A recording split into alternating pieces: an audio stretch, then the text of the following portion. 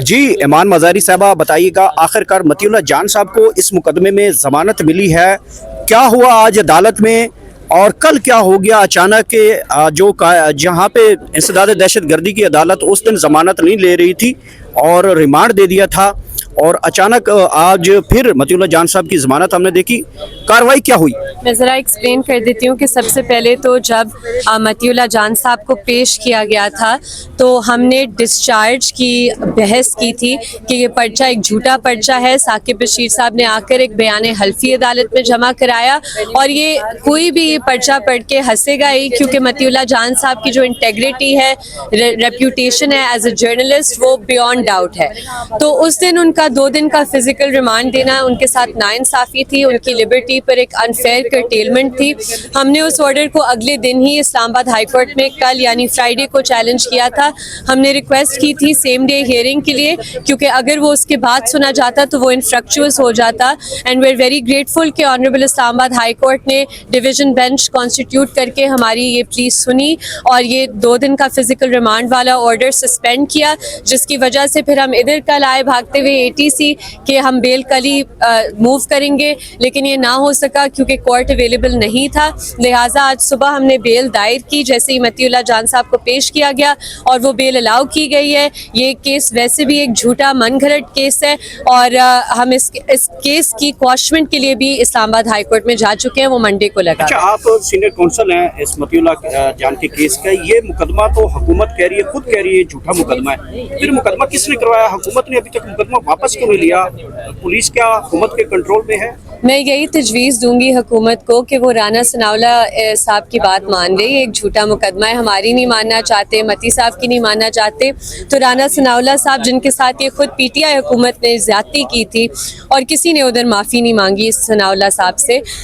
ان کی وہ بات سن لیں، ان کی ایڈوائس پہ چل جائیں کہ یہ ایک فیک کیس ہے، اسے واپس لے لیں، بہتر یہی ہے، نہ کہ ان کے لیے زیادہ شرمندگی کا باعث بنے گا اگر یہ عدالت سے قواش ہو یا اس پہ اور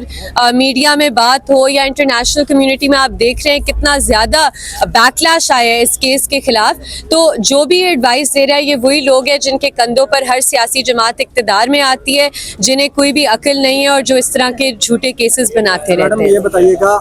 ظاہر تو یہ لگ رہا ہے کہ جو مطیع اللہ جان نے کہا کہ ان سے صرف چائے شائے پوچھتے رہے، تو لگ یہ رہا ہے کہ ان کو صرف مقصد ٹیم سے نکالنا تھا، وہاں پہ جو حقائق چھپے ہوئے تھے، جو لاشوں کی بات ہو رہی تھی، افواہیں تھی، یا انٹرنیشنل میڈیا وہاں پہ لگا ہوا تھا۔ آپ کو لگتا ہے کہ یہ تمام تر واقعہ جو ہے وہاں سے توجہ ہٹانے کے لیے کیا گیا؟ یہ صرف اس لیے نہیں کیا گیا کہ توجہ ادھر سے ہٹائے، لیکن اس لیے بھی کیا گیا تاکہ آپ سب صحافیوں کو ایک پیغام بھیجا جائے کہ اگر آپ تحقیقات کریں گے کہ کتنی لاشیں گری ہیں، کس حالت میں لوگ پہنچے ہیں ہسپتال، کیا حکومت کیوں نہیں لاشیں واپس دے رہی تھی بہت سے فیملی ممبرس کو، تو پھر آپ سب پر بھی منشیات ڈال کے آپ کی زندگی کے 5-6 دن اس طرح نکالے جائیں گے جس کے لیے کوئی ایڈیکویٹ ریکمپنس نہیں ہو سکتی۔ تو یہ صرف مطیع اللہ جان صاحب کی بات نہیں ہے، یہ ہر پاکستانی شہری کی بات ہے جو حق اور سچ پہ بات کرتا ہے اور جو سوال اٹھاتا ہے۔ ایک چیز میں ایڈ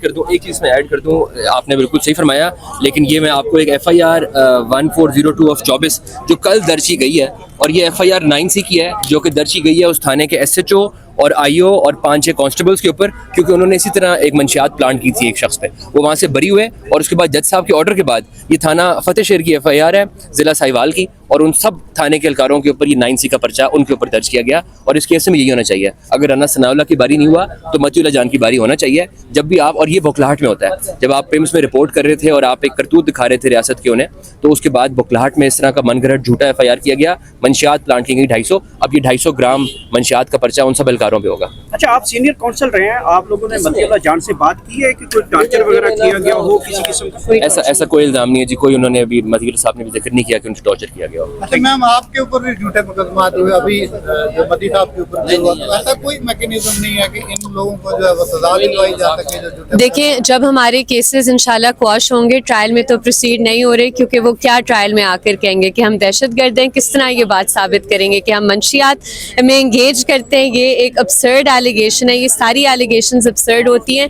اس میں وہی بات ہے جو ہادی کر رہا ہے کہ اگر ان لوگوں کا احتساب نہ ہو، ان افسران کا جو کہتے ہیں ہماری مجبوری रही है, हम ये पर्चे दर्ज करते हैं, इनका एहतसाब होना लाजमी है, इसी तरह ये प्रैक्टिस रुकेगी। एक अफसर का एहतसाब हो, एक झूठे पर्चे पर एहतसाब हो, तो ये प्रैक्टिस हम देख सकते हैं कि ये रुकना शुरू होगी इस तरह। Thank you.